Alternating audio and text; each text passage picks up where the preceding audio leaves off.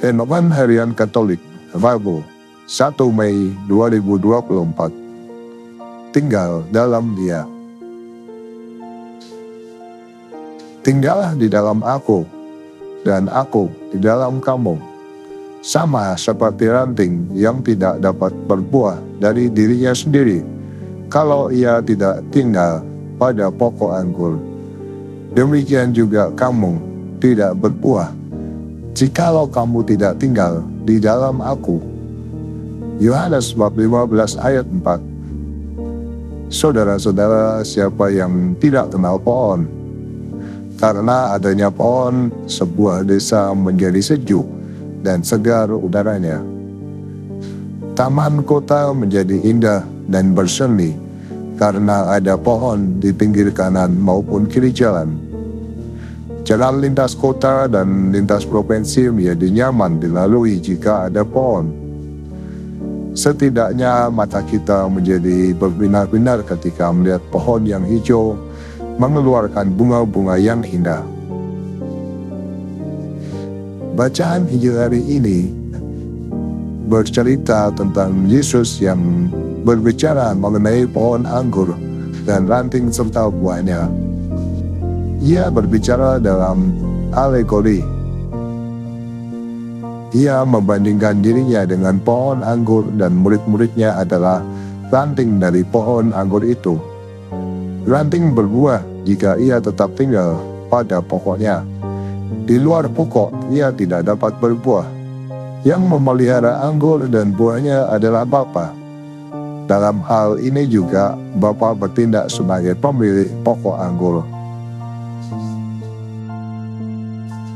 Kalau Yesus mengumpamakan dirinya sebagai pokok anggur, maka kita para rantingnya harus bersatu dengannya secara sempurna agar kita dapat tumbuh dan menghasilkan banyak buah.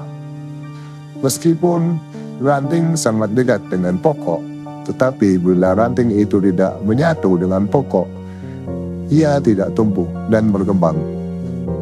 Hal ini yang justru sering terjadi.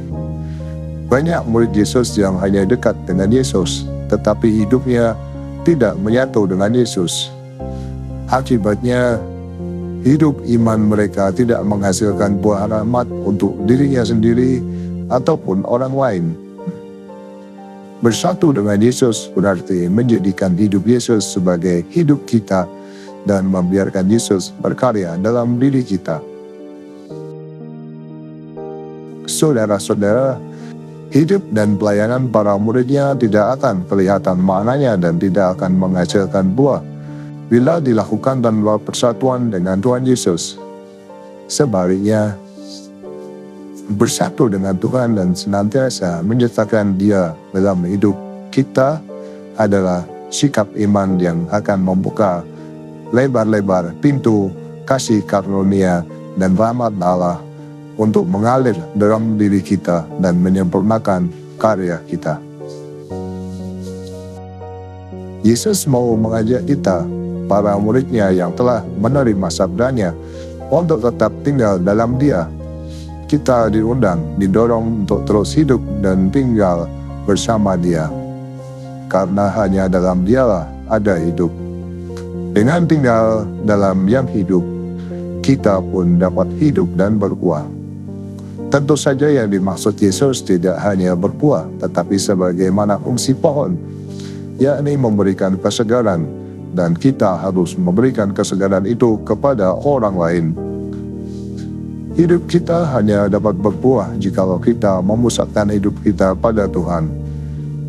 Sumber kebaikan, kebenaran hanya ada pada Dia. Sebagai pokok anggur, Tuhan selalu mengalirkan rahmat kebaikannya kepada manusia, ranting-rantingnya. Ya Tuhan, kami bersyukur bahwa kami boleh hidup di dalam Engkau.